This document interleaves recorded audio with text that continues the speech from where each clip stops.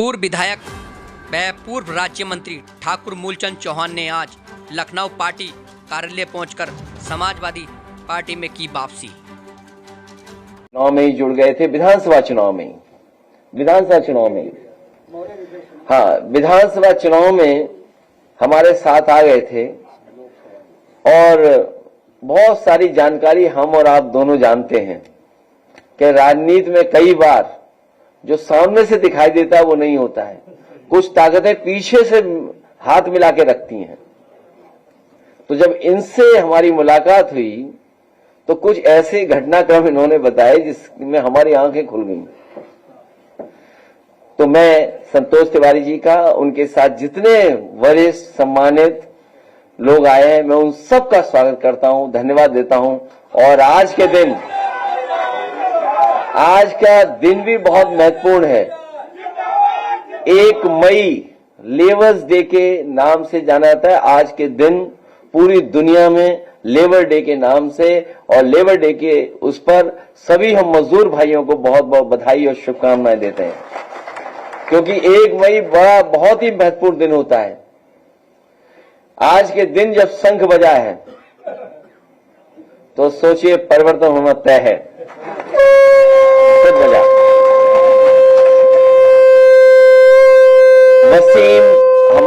वसीम हमारे साथ पहले भी थे, दूसरे थोड़े समय के लिए चले गए और अब पुनः हमारे साथ जुड़े हैं। हमें उम्मीद है मेरठ, आसपास, दिल्ली तक और आसपास सब जगह पार्टी के कामों में, पार्टी के संघर्ष में साथ देंगे और पार्टी को और मजबूत बनाने का काम करेंगे। मैं वसीम भाई और उनके सभी साथियों का बहुत बहुत धन्यवाद और आभार प्रकट करता हूं। साथ ही साथ सबसे महत्वपूर्ण और समय के हिसाब से जो जज रहे मनोज जी ने फैसला लिया है, वो जो काम करना शुरू किया है, मैं उस काम के लिए, पीडीए हेल्पलाइन के लिए उनका बहुत बहुत धन्यवाद और आभार प्रकट करता हूं। क्योंकि आज के समय पर लोगों को इधर उधर न जाना पड़े और कई बार गरीब बहुत सी चीजें समझता नहीं है। कई बार तकलीफ और परेशानी में रहने वाला इंसान, जो सामान्य चीजें समान तरीके से हो सकती हैं, उसमें भी उलझ जाता है और अपनी मदद नहीं कर पाता है, मदद ले नहीं पाता है।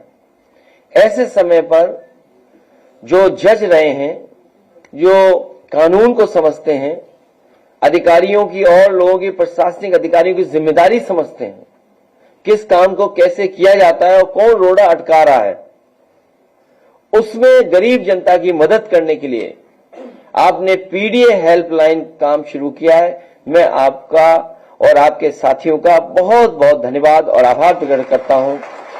इसी तरह के काम से हम बहुत से गरीबों की मदद कर सकते हैं। मैं मनोज सिंह जी जज साहब से कहूंगा और अपने तमाम साथियों से कहूंगा कि जब पीडीए हेल्पलाइन बन गई है तो हमें पीडीए का डेटा सेंटर भी बना देना चाहिए।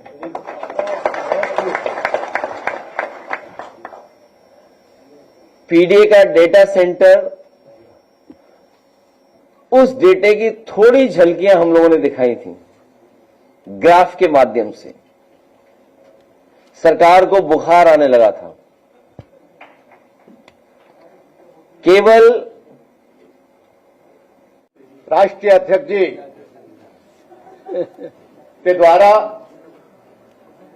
यहां पर उपस्थित जो हमारे साथी लोग 2022 में गड़बड़ कर दिया था, आज उन्हीं को सबको संगठित करके और 2027 के चुनाव में ऐतिहासिक पूरे उत्तर प्रदेश में सरकार बनाने का काम करेंगे समाजवादी पार्टी का एक कार्यकर्ता और सब बनेगा। क्योंकि साथियों, मैंने लगभग 76-77 से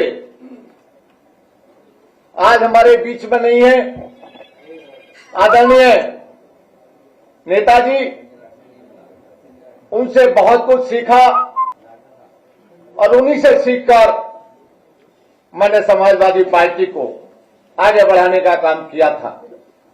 और पुनः जो गलतियां हुई उन्हें सुधारेंगे और उसी के साथ साथ 2027 में सरकार बनाने का काम करेंगे। ये मेरा अनुरोध है आप सभी से।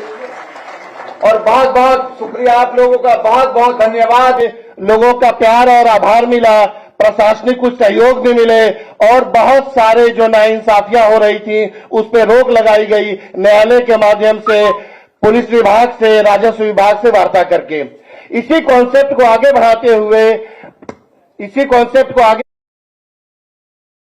बढ़ाते हुए लोगों ने कहा कि साहब आप जो है 3 दिन सुनते हैं, फ्राइडे, सैटरडे, संडे, शुक्रवार, शनिवार, रविवार को सुनते हैं, इसको आप एक निरंतर ले आइए, जिसको अपनी बात कहनी हो और कहे। और सबसे अच्छी बात रही कि जो बिचौलिया समाज है उससे मुक्ति मिली लोगों को।